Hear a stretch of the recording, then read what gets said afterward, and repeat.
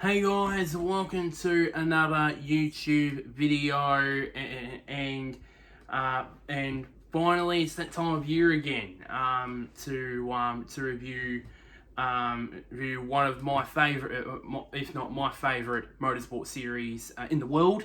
Some might say say the supercars, but anyways, it is the Monster Energy AMA Supercross Championship.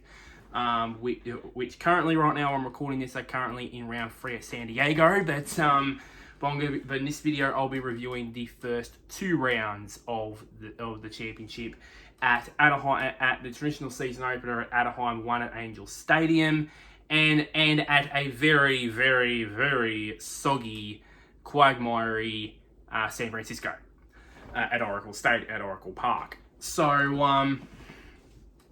So as I usually do, I'll go through brand by brand, brand by brand, basically through both the 250 class and the 450 class. So this is going to be a very lengthy video. So let's get straight to it with the 250 class, which is of course 250 class.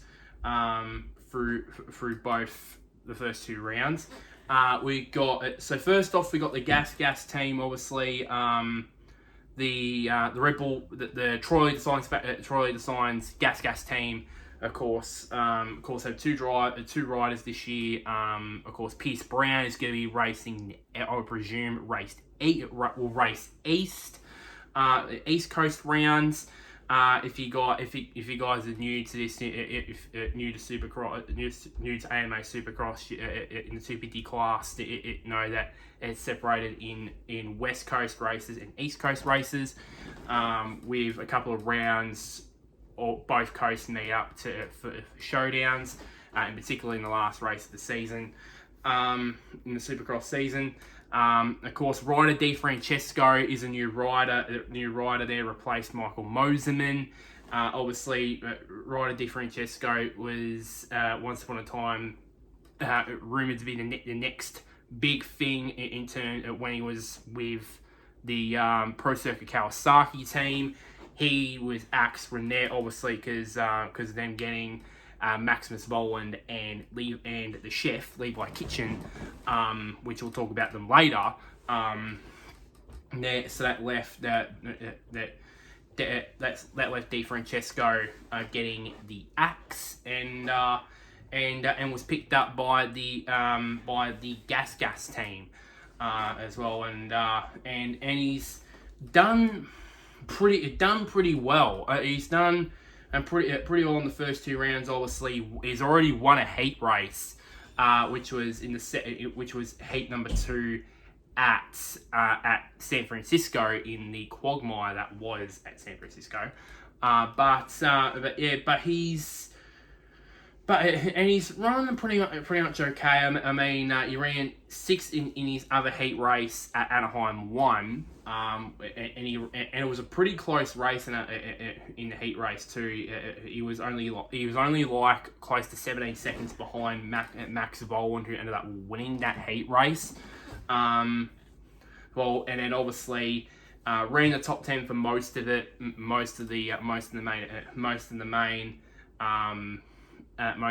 Anaheim I main event. Ended up being about over three quarters of a minute behind the eventual winner in RJ Hampshire. And then he didn't end up finishing the main event at San Francisco, which I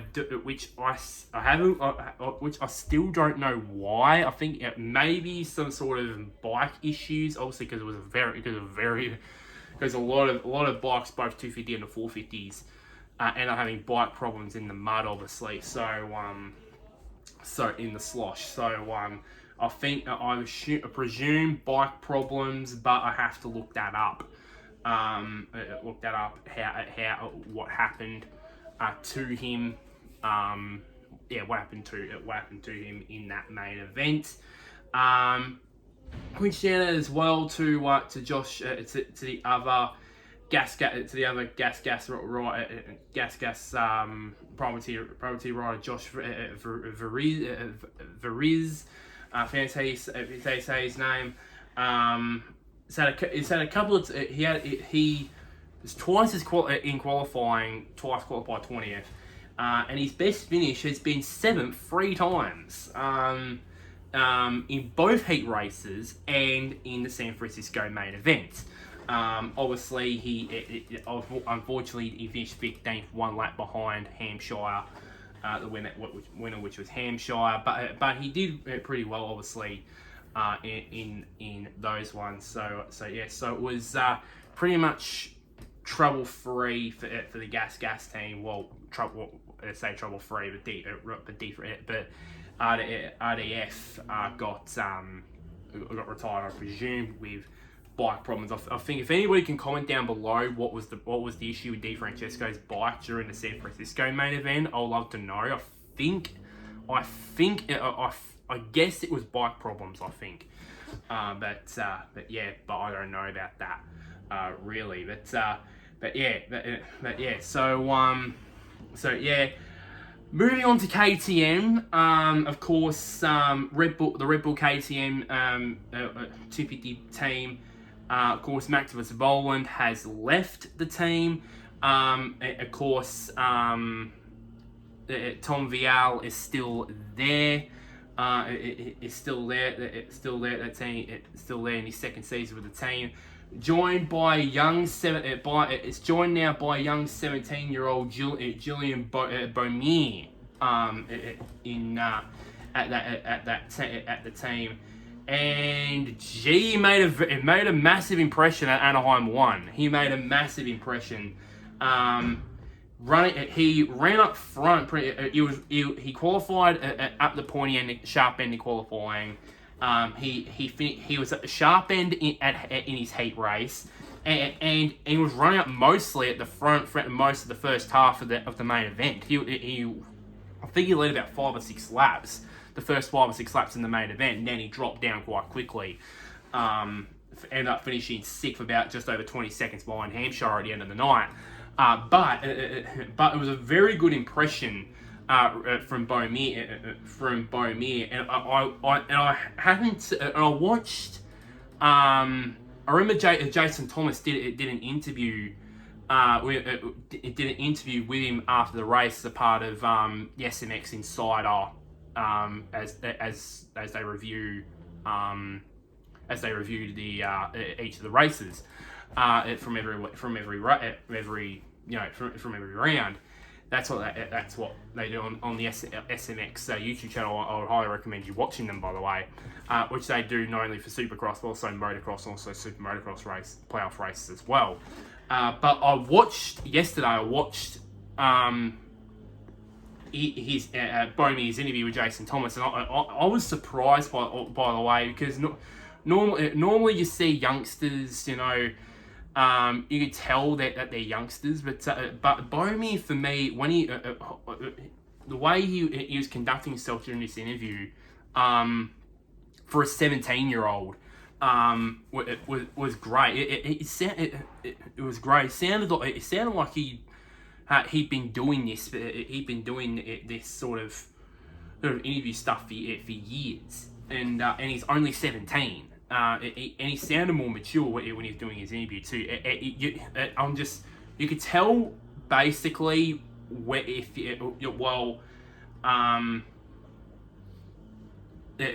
could tell if someone you could tell that someone's a very young rider, by the way. If you can tell by the way, but the way Beaumier it sounded, he just blew me away with the way he conducted himself. And if he's doing that at 17, just imagine when he gets a bit older, about 21 or 22, he'll be very much himself. But yeah, and then the next round at San Francisco, ball back down to earth. Obviously struggled in the wet conditions in qualifying. Got another top 10 finish in his heat race, but unfortunately ended up being a lap behind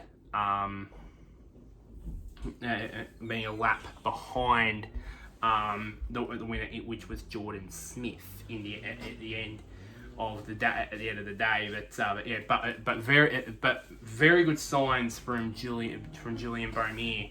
And I can't wait to see how he goes for the rest of the season. And I don't know if I don't know if he is going to race motocross this year. I don't know, but I'm interested. If he does, I'm interested to see how he goes on the pro motocross side of things this year. And if he does, basically, it'll be interesting to see how he goes later in the year when he qualify. If he does qualify for the Super Motocross playoffs, then yeah. So future's really bright, really, in his first professional season, is Julian Beaumier. Moving on to Suzuki. So the one standout Suzuki rider, which not many of them, by the way, is the French rider Anthony Bourdon. He racing number 100. I didn't know he was actually French, to be honest, until I watched the SMX Insider. And pretty consistent. Well, not pretty consistent, but yeah. Is thereabouts close, if not close, or in the top 10, if not close to the top 10. Finished 8th in his heat race at Anaheim, and then just finished just outside the top 10 in the main event at A1. Then of course at San Fran, finished an impressive 5th in his heat race, and then 6th in the main event, which was more helped by the fact that guys such as Joe Shimoda and all that had a pretty off weekend, pretty off main event, pretty off main at San Fran. So pretty interesting, and I can't wait to see how he goes. The rest of the 250 West Championship, as he'll probably get better and better with that as well.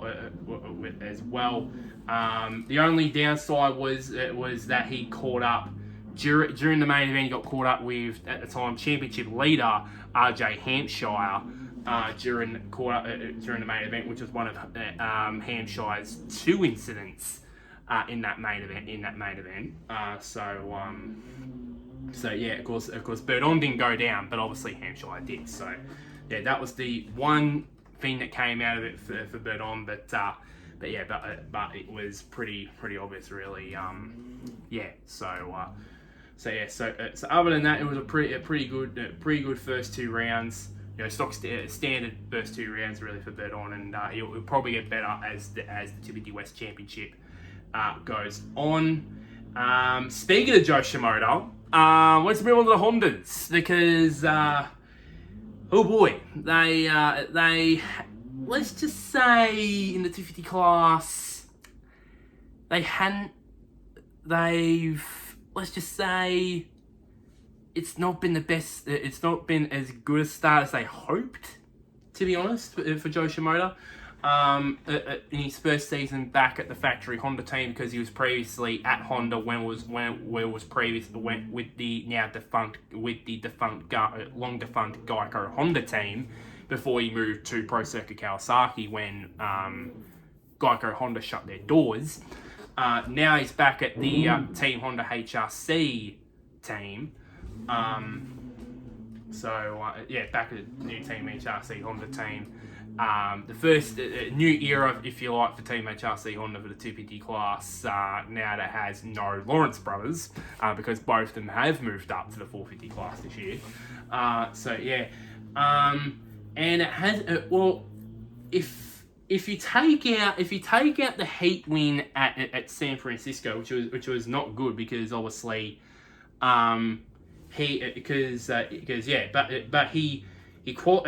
everyone pretty much, even me, pretty much expected him to be challenging for the title. And I'm not saying that, judging on the first 2 rounds, his title hopes are gone. in a shortened season where there's only 9 races in the 250 class, that does not bode well for his title hopes. His title hopes. I mean, he qualified 4th in Anaheim I, finished only just scraped through to the automatic transfer spot for the main event, finishing 9th. And then somehow found his way to finishing 4th, about nearly 5 seconds, just over 5 seconds behind Hampshire for the win. Then it was an up and down weekend at San Fran. He qualified 18th, and then somehow ended up winning his heat race. And we all thought, oh, the Joe Shimoda's back. He's back in this. He's back. He's gonna dominate the main event at San Fran. Oh, he ended up crashing out on lap 1, and then sometime later he retired with mechanical issues. Boom. So yeah. So it's not good for him. He is now looking at the championship standings. He is 13th in the championship right now. He is currently 29 points behind current championship leader Jordan Smith at this time. By the time this video comes out, the San Diego round nearly ends. So yeah, but at the time of before San Fran, pre-San Diego, he's currently trailing by 29 points behind Jordan Smith, and he's 13th in the championship. Still early days, but it's not good. It's not a good start for Joe Shimoda, to be honest. Not a good start, but yeah. So he needs to improve that. To the other Hondas, Honda riders, Carson Mumford. Has had a pretty good start to the year. Two top 10 finishes, a top 10 finish and a top 5 finish in the first 2 rounds. Finished 10th in Anaheim I. Finished 4th in his heat race Anaheim I, and then finishing 10th in the main, and then a consistent in all sessions in San Fran with 7th in quali. Fifth in his heat race, and then of course another 5th, and then another 5th in the main at San Fran. And pretty consistent too. No troubles really from Carson Mumford. So a pretty good start to the year, and hopefully it continues on from there. From there. Also consistent is Mitchell Oldenburg in the other Honda.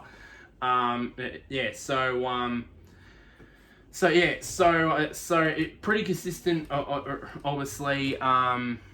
In all sessions in both weekends, Anaheim I qualified 7th.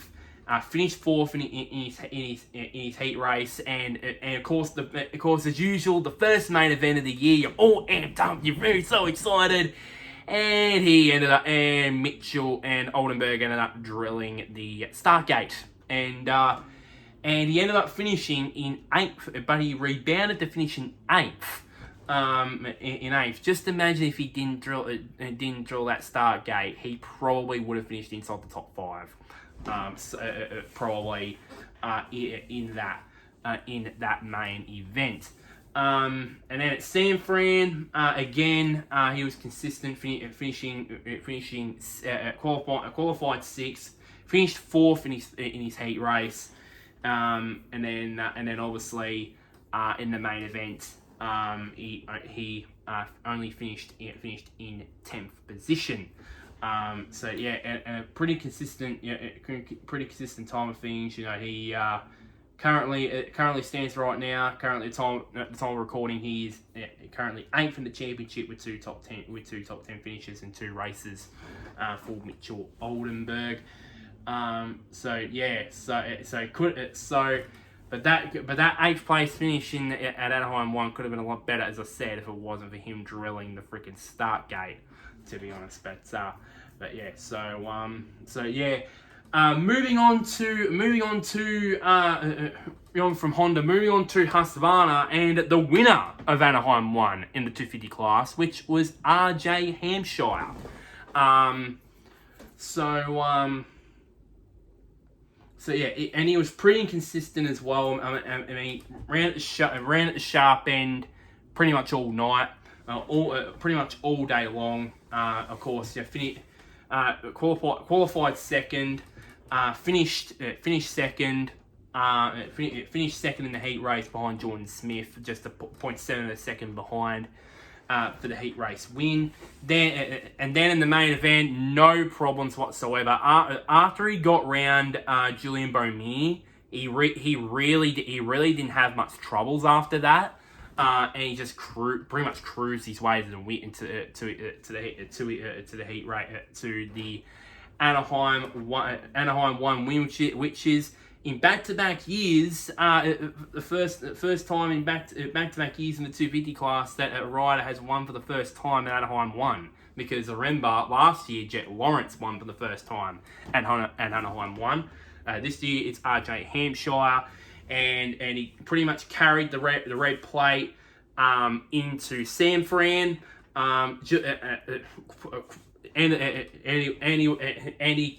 It looked like he carried that form right into San Fran. Obviously, he was the fastest qualifier. He ended up finishing second, a long way back from Ryder DiFrancesco in his heat race, nearly 9.5 seconds behind. And it was all said and done until he met up with Anthony Bourdon and with the new Frenchman in the team in Supercross, and crashed with him during the race. And then to rub salt into the salt that's already in the wounds, he ended up crashing a second time and had to salvage a 9th place finish in the end, ended up being a lap down from the eventual winner, Jordan Smith. So from the highest of highs to the lowest of lows, if you could say that. So as I said, that's all I could say. From the highest of highs of winning Anaheim I to the lowest of lows in crashing twice in the mud at San Fran. So yeah. Then now let's move on to Monster Energy. Moving on to Kawasaki, in particularly the Pro Circuit boys. Obviously, with its new riders in Levi Kitchen and Max Voland. Of course, Levi Kitchen moving over from the Star Racing Yamaha team, and then Max Voland moving over from the Red Bull KTM team, which surprised me in the end because I thought originally he was going to go to Gas, or to the Red Bull Troy Designs Gas team, which eventually that would have gone to Ryder DiFrancesco, but eventually that didn't happen. Maybe some deal that broke down. Maybe some sort of deal maybe broke down, and then basically that's it when Max Voland went to Anaheim, went to the Monster Energy Pro Circuit Kawasaki team, and of course. And it was good. And it was a good start for both of them. At Anaheim I. I mean, both riders were inside the top 10. Were planted inside the top 10 throughout all sessions. Of course, Levi Kitchen ended up being the fastest qualifier. With both of them out finishing the top 5. Obviously, as I said, Kitchen being the fastest qualifier, Volan being in 5th. Both of them were in the same heat race with Levi Kitchen finishing in 7th, and Max Voland ended up winning the heat race, which I think is his first Supercross heat win, I believe. I believe rightly, yeah. And then obviously. And then both of them ran up front pretty much all throughout the main event, and ended up finishing both of them inside the top 5. Levi Kitchen on the podium in 5th, about 5 seconds behind Hampshire, then Max Bowen ended up finishing just inside the top 5 in the end in 5th. So it was a pretty good first weekend for both of the new PC Cowie PC Cowie recruits, and then the momentum continued on. Let's just say from one side of the garage. Let's just put it that way.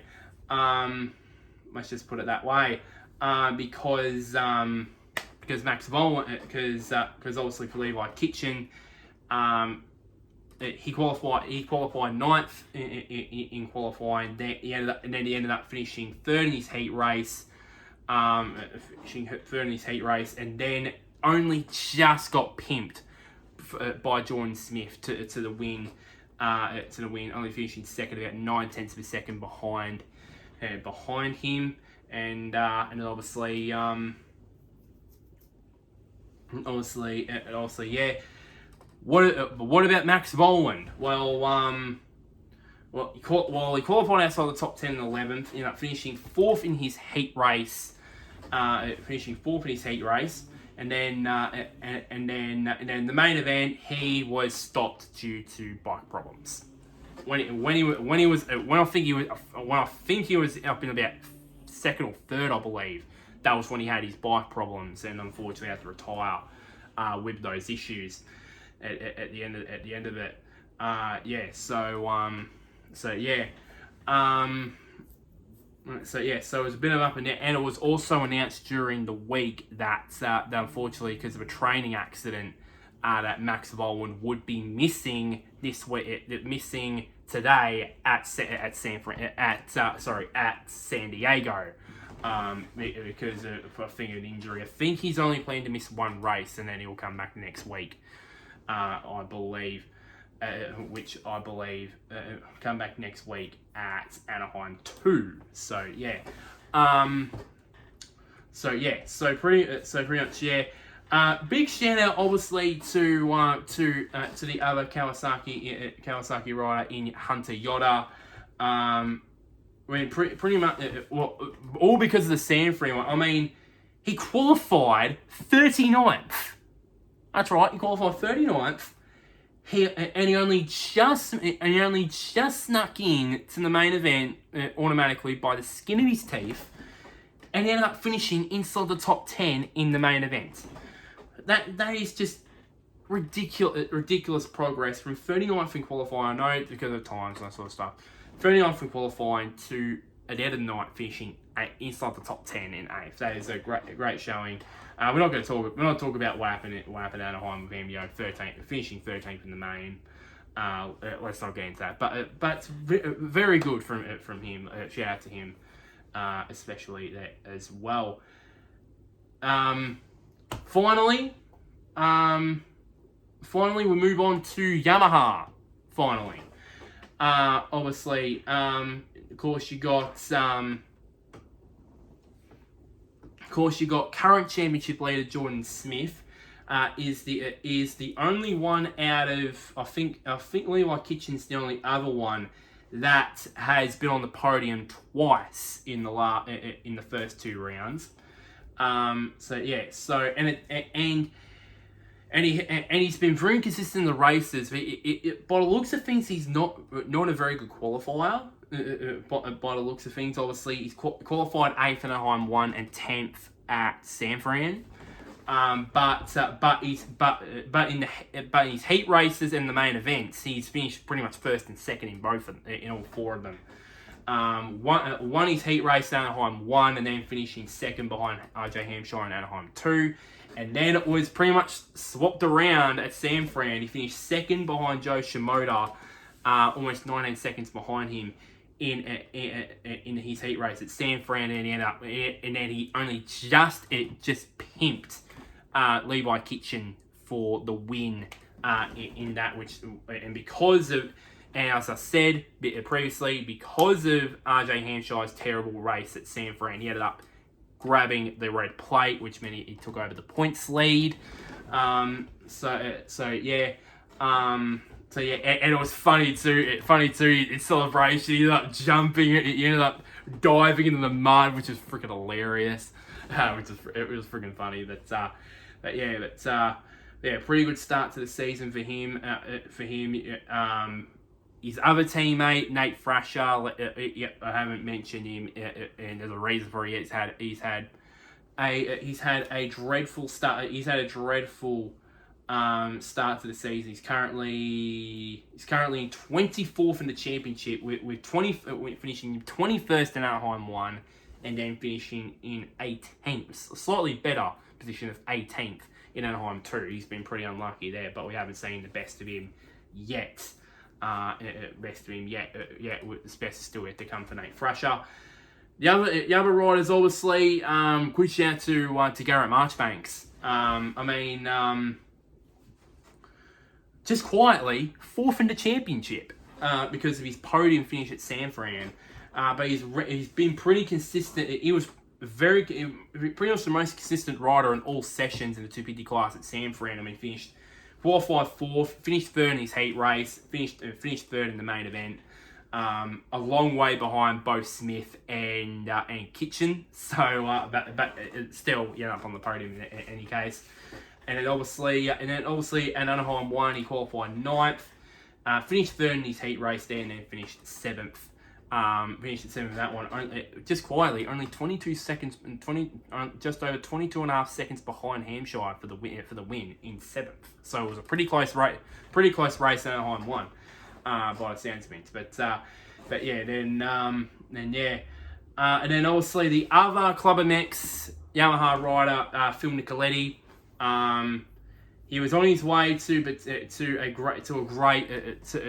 potentially great Anaheim I. Unfortunately, he didn't get to start in that because of electrical problems. Meant he couldn't start it. But it was a case of what might have been. Obviously, he ended up finishing 5th in his heat race.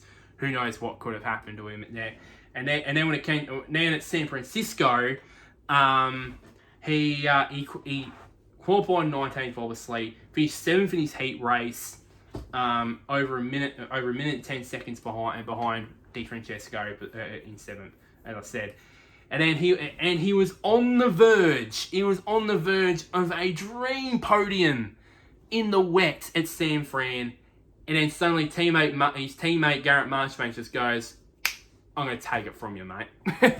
I'm going to let you wait. I'm going to get you to wait a little while longer to get that podium in the 250 class. So, and he was he was absolutely devastated for that, to be honest. But yeah, so it was pretty devastating, really, for Flip Nicoletti.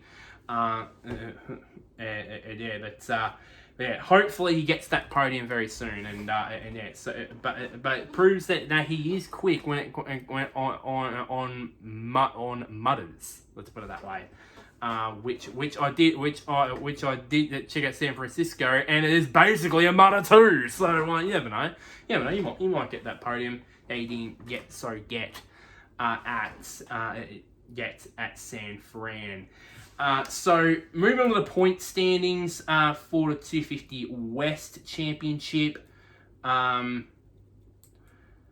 With the 250 West Championship, you got Jordan Smith currently leading the championship on 47 points. Just take this with a pinch of salt. It's basically still early days in the championship. Levi Kitchen in second, with 42 points. Hampshire in third with RJ Hampshire in third with 38 points. Quietly, Garrett Marchbanks 4th in the championship with 35 points, with 7th and a third place finish. Carson Mumford, who would have thought he'd be the leader of the freaking Hondas in 5th in the championship after 2 rounds, with a top 10 and a top 5 finish. Him currently on 29 points. Anthony Bourdon in 6th with 27 points. Tied with Julien Beaumier also on 27 points. Mitchell Oldenburg in 8th on 26.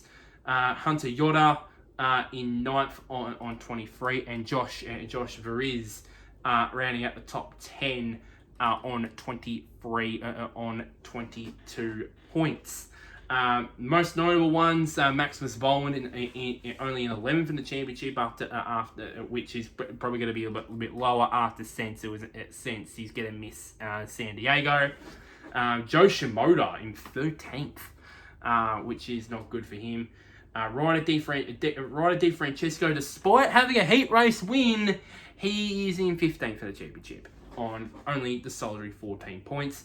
And then Nate Thrasher, and look all the way down here, the 24th is Nate Thrasher with only the solitary 5 points. That is not a good way to start his season there, and probably the star rate. The Star Racing team hoping that probably he pulls his finger out, hopefully gets more results, because that is pretty much piss poor really in that case. Let's move on to the big boys. The 450 class. So let's move on. Firstly, the Husqvarna. Husqvarna with the two Rockstar, the factory Husqvarna team with Malcolm Stewart and Christian Craig. They've shown signs. They showed signs throughout the first two rounds, but really, unfortunately, Malcolm Stewart has been caught up in a lot of lap one or first turn incidents in the first two rounds. At Anaheim, he got caught up in lap one with Ken Roxon, and then obviously, at San Fran, he caught up in at the first turn with Jason Anderson, which left him not finishing the race. But yeah, and then obviously, and Christian Craig has fared slightly better. Well, not that better. He didn't finish at the opening round at Anaheim, and then ended up finishing 14th, one lap behind Chase Sexton for the win. For the win in the end, but both of them have been competitive in their heat races. Malcolm still with a third in his heat at A1, and then at San Fran finishing 6th, and then Christian Craig 7th at A1, and then at San Fran 7th again at San Fran in the heat races there. So yeah, that's not a good start to the year for the Husqvarnas. Malcolm Stewart. Well, both of them both Malcolm Stewart and Christian Craig, I can sort of let go on that one, because they both had injury depleted seasons last year. Malcolm Stewart, he basically was out with an injury after the second round. He never really saw him again after that. While Christian Craig, just when he was getting some bit of form, with what I think he went on a run at one stage about 4 or 5 top 10 finishes in a row. He got injured, and we never saw him again after that as well. But yeah, so I think for me, it's really is it's gonna be massive really. If they continue on this downward spiral, I don't know what the Rockstar and Husqvarna team's going to do. If they keep both their riders, could either Stewart or Christian Craig maybe get the axe, or both of them do for their poor performances, because of the guy in the 250 class by the name of RJ Hampshire, who would really want to go up to the 450 class. And he proved it, and he proved in his first freaking gig at Daytona last year. Finished top 10 there. So just to add to that, I think he even won a heat race there. So over at Daytona in his 450 debut. So that adds even more pressure to both of them in basically keeping their drives. So yeah. Not a good start to the season, the 450 class for Husqvarna. Moving on to gas. Of course, in the first few rounds, they will have two riders in their ranks. I think at some point, because of course one of them being of course Bam Bam in Justin Barsha, and the other one being the reigning, defending, undisputed MXGP champion of the world, Jorge Prado. And he really has made his presence felt in his first races in Supercross. Finished eighth in his heat race Anaheim I, then just and he ran rounds mostly in the top most of the Anaheim I main event in the top 10, but unfortunately dropped back at the end of the race, which meant it dropped down to 13th. Moving on to San Fran, and he ended up only his second ever heat race. He ended up winning the freaking thing at San Fran, and then basically finishing 7th in the quagmire in the main event at San Fran. Which left him inside the top 10 in the championship, but we all know he's only going to compete in 3 rounds. Only one more round after this. So yeah. Different story for Justin Barsha. At Anaheim I, he ended up finishing. It was okay from Justin Barsha. From Bam Bam. He finished 5th in his heat race, and he ended up finishing 7th in the main. San Fran was a different story. He qualified 14th. In qualifying. And unfortunately had to go to the LCQ to qualify. He had to qualify in the main event via the LCQ because he ended up finishing in 13th, a long way behind the eventual guy that ended up finishing in the last transfer spot in Dan Wilson. But it didn't matter anyways. He only got the last transfer spot, which meant he had the worstest gate pick of all for the main event, which that didn't go any better for him. Also, he ended up finishing in 17th in that race. A solid 2 laps behind Chase Sexton in the end. So not a good start for Bam Bam. It wasn't a good weekend for Bam Bam at San Fran, but let's hope it's a little bit better at San Diego. Moving on from Gas to Suzuki. With their start in Ken Roczen, it's had a pretty good start to his season.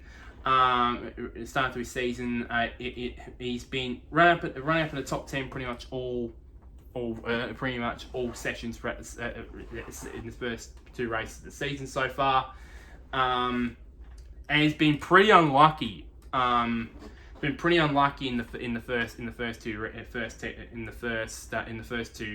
first two rounds.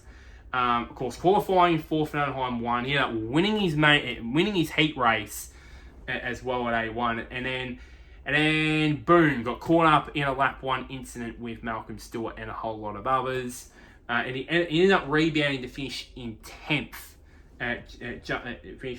just sniffing a top 10 finish at the end of the day. But if he didn't have that incident, then he would have been contending for a top 5, maybe even a podium at the end of the day. But salvaged more than what he could. And then at San Fran, he was consistent in the mud. Qualified 6th, finished 3rd in his heat race. Unfortunately, during the main event at San Fran, just to make his luck even worse, he ended up stalling his bike. He ended up stalling his bike when I think he was in the podium, but when he was fighting out for the win, I believe.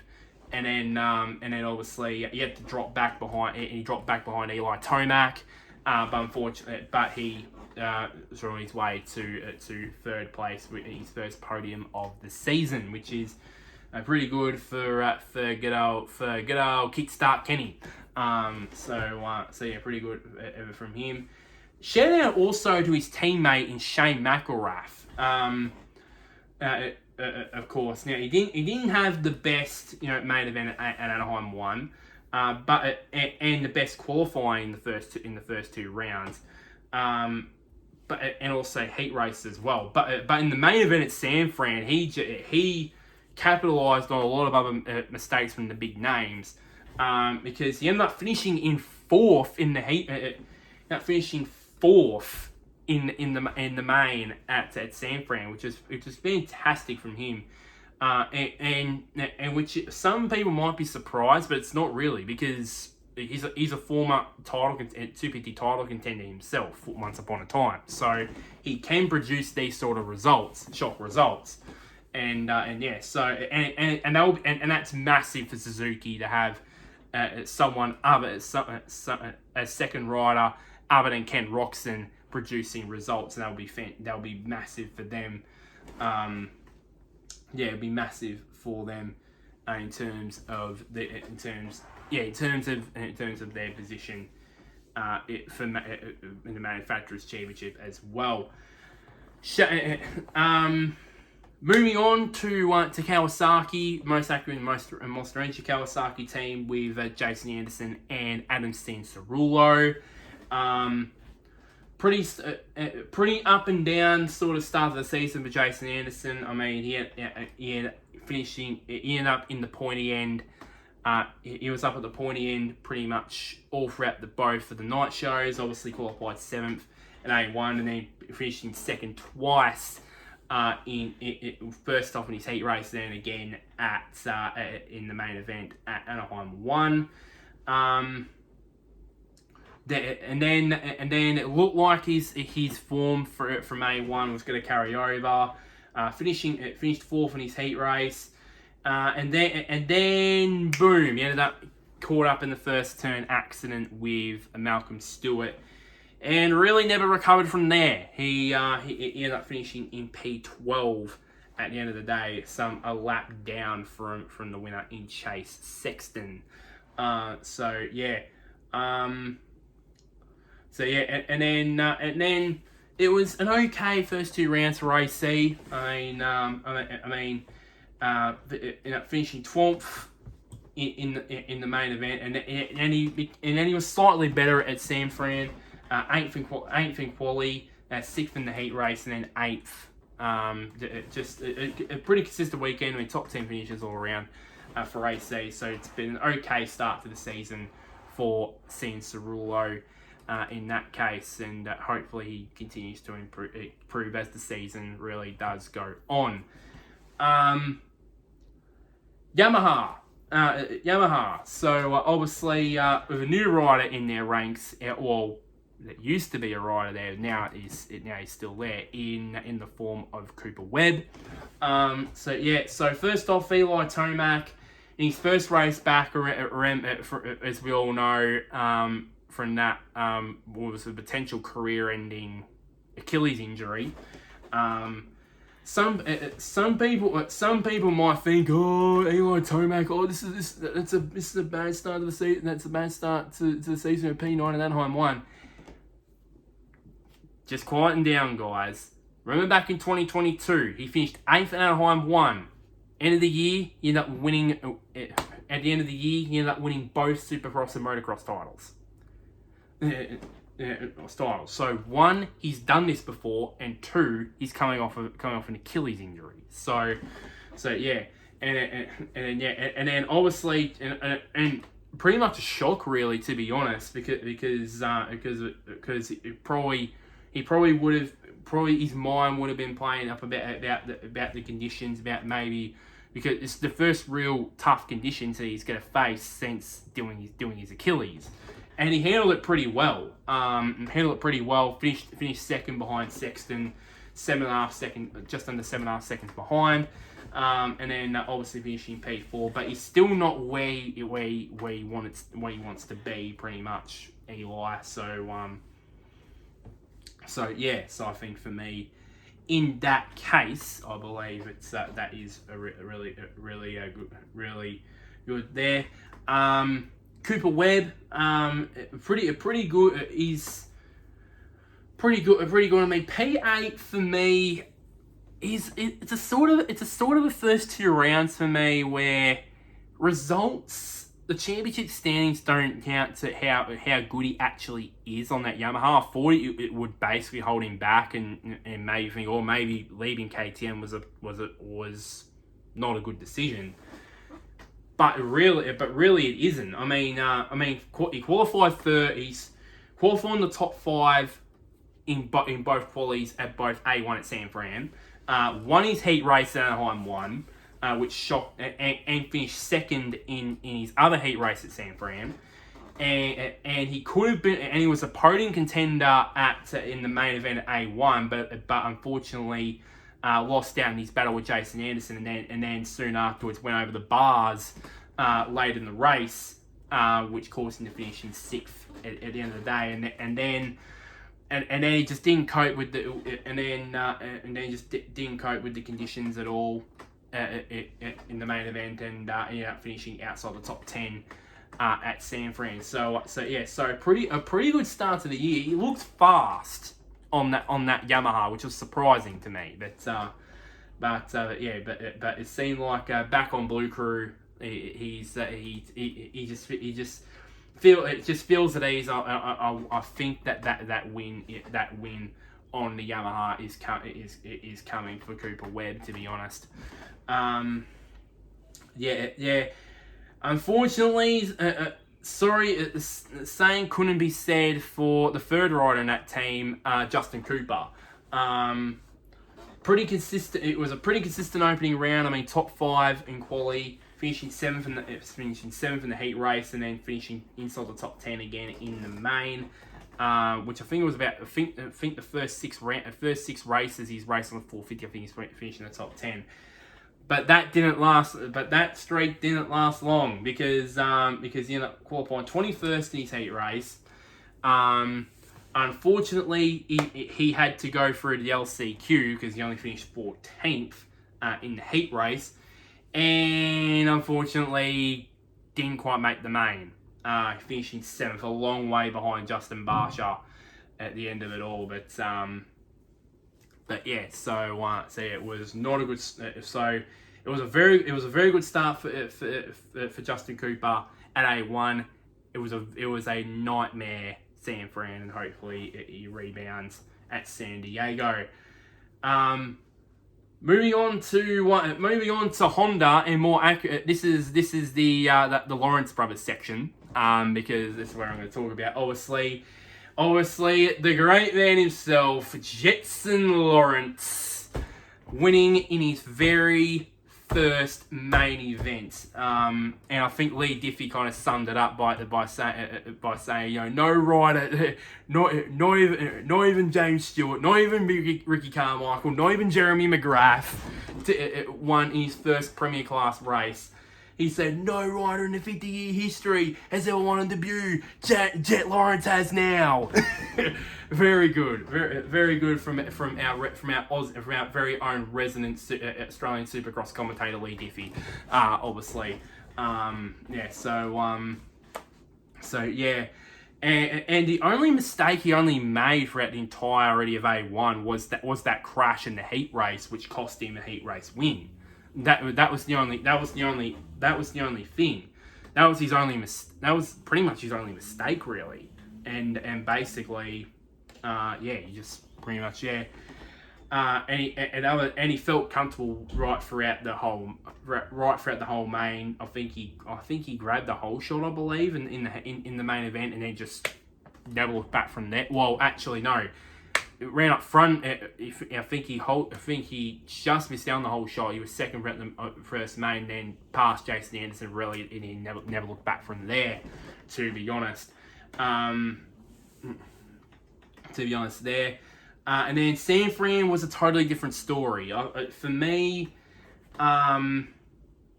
he looking at the main, he never really looked comfortable. I mean, in those conditions, crashed twice in the main. rare which was a rarity from him. Which because of that he ended up finishing in ninth. Ended up losing the points lead, surprisingly to eventual winner in Chase Sexton. So yeah, then obviously ran up front in the heat race, and obviously in quality obviously as well. But yeah, so yeah, and then that's one Lawrence brother. What about the other Lawrence brother, Hunter? Bit of up and down really from Hunter. He qualified 8th, and unfortunately he had to go to the LCQ, and he had to go to the LCQ after finishing only 17th in his heat race. And the LCQ, it was the very last lap. He was in 4th position. It looked like there was going to be both Lawrence brothers in the main event. Anaheim I. Then Kay Clarkson came along and decided, nah, I'm going to freaking ruin it. Passed him on the last corner, and big news line: Hunter Lawrence didn't make the main, which was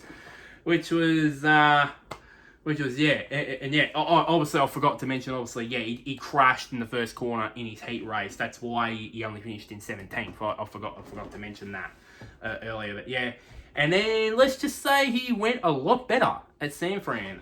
Qualified 3rd in qualifying. Finished 5th in his heat race, and then finished in 10th, 1 position behind his brother Jed. So yeah.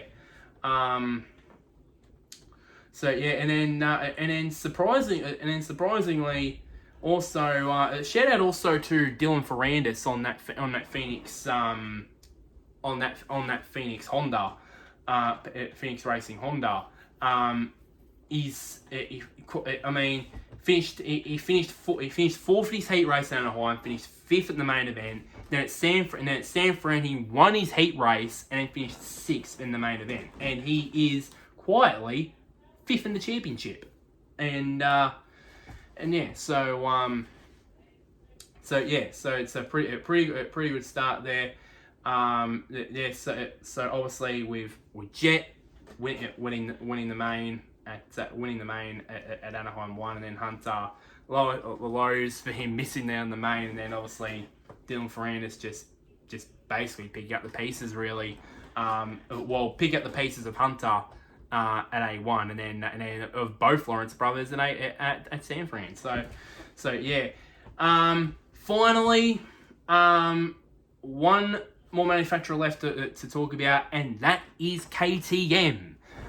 With Chase Sexton in his first 2 races with the Red Bull KTM team. It ran solid at Anaheim 1, qualified 2nd, finished 6th in his heat race, which was not surprising considering it was his first real high pressure race, really as a Red Bull on the KTM. Then he rebounded only to finish in 3rd, despite finishing 3rd. And the reason why he also and what made also his heat race more amazing, he finished in 6th, was he also got caught up in that first corner incident with Hunter Lawrence as well. He ended up finishing in 6th in that one. Then during the main, he had a massive moment, but he saved it at the end, and it could have been terrible, but he saved it, and that ended up him getting a podium out of it. And he was the most consistent at San Fran. I mean, he qualified 2nd, finished second, just be pimped by Jorge Prado to a heat race win.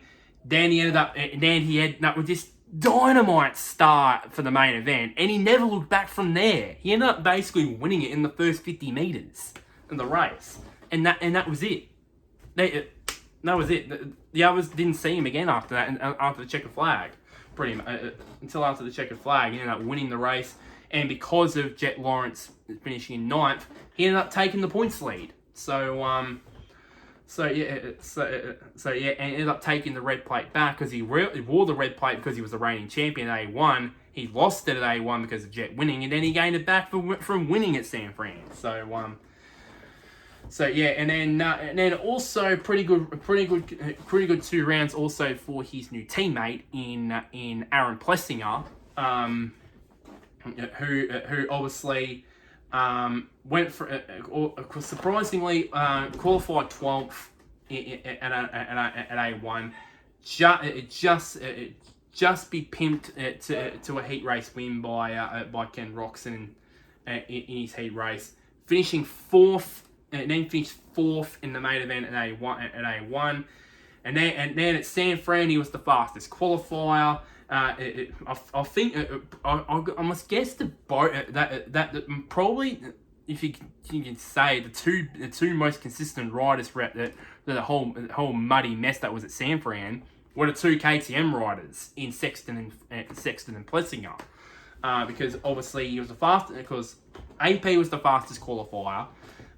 Finished 3rd in his heat race. Could have won the heat race if it wasn't for a couple of mistakes on the last lap we spotted with Ferrandis, and then finished 5th, and then he finished 5th in the main.